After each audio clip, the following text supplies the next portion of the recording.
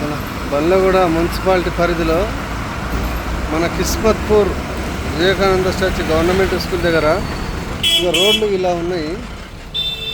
పొద్దున్నే ఒక స్కూటీ మీదకి వెళ్ళి కింద పడిపోయాడు అబ్బాయి, దెబ్బలు తగిలినాయి.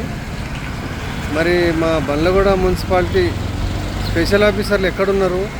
మరి ఇలాంటి రోడ్లు మరి ఇలా ఉంటే మరి వాళ్ళకి కనిపించడం లేదు, వాళ్ళకు ఆఫీసర్లకు. మరి కమిషనర్ గారు దీని గురించి చూడాలి. మరి ఆ స్పెషల్ ఆఫీసర్లు మరి వర్క్ ఏం చేస్తున్నారు? మరి విలేజ్ ప్రతి గ్రామంలో ఇవన్నీ చూసుకోవాలి.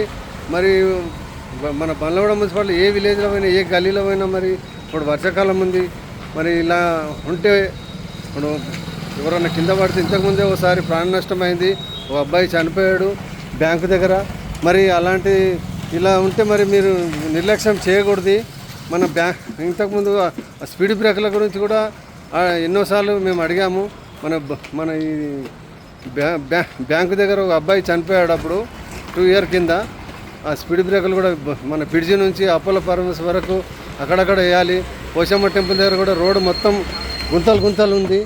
మొత్తము మన ఇక్కడ బండ్లగూడ నుంచి ఇక్కడ రోడ్లో కూడా ఇక్కడెక్కడ ఖరాబు ఉంటే కూడా అక్కడక్కడ దాన్ని సక్రమంగా చేయాలని కోరుతున్నాను. మరియు మన కొత్త పింఛన్లు మరి ఇస్తామన్నట్టు 2 సంవత్సరాలు అవుతుంది మన కాంగ్రెస్ పార్టీ. టీఆర్ఎస్లో కూడా ఎవరు ఇవ్వలేరు మన కొత్త పింఛన్లు. మరి మన కాంగ్రెస్ పార్టీ ఇస్తుందని మన కాంగ్రెస్ పేద ప్రజలు ఎంతో ఆశతో ఉన్నారు. కాబట్టి ఆ పింఛన్లు కూడా, కొత్త పింఛన్లు కూడా తొందరగా ఇప్పియాలి. మన నరేంద్ర ముదిరాజ్ గారు కాంగ్రెస్ ఇన్ఛార్జ్ ఉన్నాడు. మరి మన రేషన్ కార్డులు కొత్తవి నిన్న ఇస్తామని చెప్పేసి వాట్సాప్లో పెట్టాడు మన పూలపల్లి కృష్ణారెడ్డి అన్న. మరి చాలామందిని అడిగితే రాలేదని అంటున్నారు. మరి ప్రతి పేదవానికి రేషన్ కార్డు మన కాంగ్రెస్ పార్టీలో రావాలి. ఏ వ్యక్తికి కూడా రిజెక్ట్ కావద్దు. మరి తహసీల్దార్ గారిని కోరుతున్నాను. కాబట్టి మన బండ్లగూడ మున్సిపాలిటీ కానివ్వండి, మన గండిపేట మండలంలో రేషన్ కార్డులు ప్రతి పేదవానికి రేషన్ కార్డు వచ్చే ఏర్పాటు చేయాలి. ఏ వ్యక్తికి కూడా రిజెక్ట్ కావద్దు. మరియు వీటితో పాటు హెల్త్ కార్డు కూడా ఇవ్వాలి.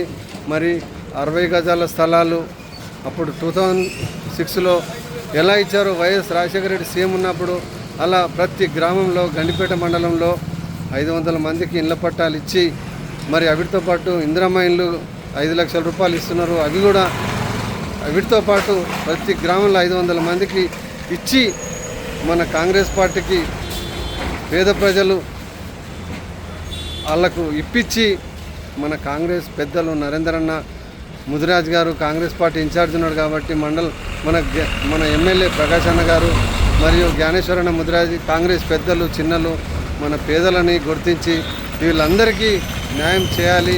ఇప్పుడు 2 సంవత్సరాలు అయిపోతుంది. ఎందుకంటే వేరే పార్టీ వాళ్లకు సంధి ఇవ్వద్దు.